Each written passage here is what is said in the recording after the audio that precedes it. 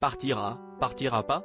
Si une partie du camp d'Emmanuel Macron a estimé qu'Elisabeth Borne était cramée politiquement, la première ministre semble plutôt confiante quant à sa place à la tête du gouvernement. Invitée des 4V ce jeudi 27 avril sur France 2, la locataire de Matignon a sans surprise été interrogée sur les rumeurs de départ qui ont vu le jour il y a déjà plusieurs semaines. Emmanuel Macron vous a renouvelé sa confiance, il y a quelques jours, dans Le Parisien, avec des mots qui rappellent peut-être ceux que peuvent avoir des présidents de clubs de foot juste avant de virer leur entraîneur. Elle a ma confiance, elle fait bien son travail dans un moment difficile pour le pays.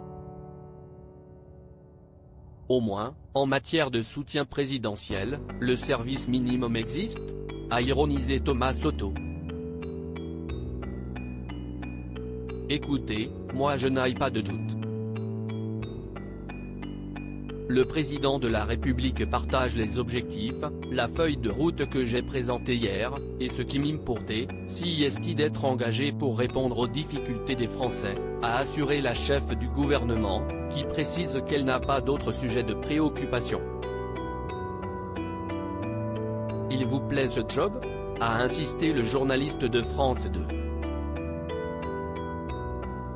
Vous savez, c'est évidemment une fonction qui est très exigeante.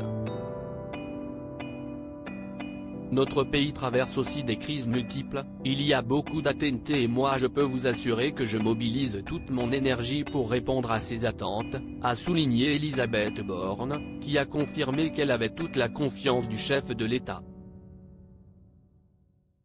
Supérieure à Elisabeth Borne, l'évolution physique de la première ministre en images Elisabeth Borne, cette rare confidence sur sa vie de maman au cours de cet entretien avec la première ministre, Thomas Soto a souhaité partager une anecdote pour le moins insolite.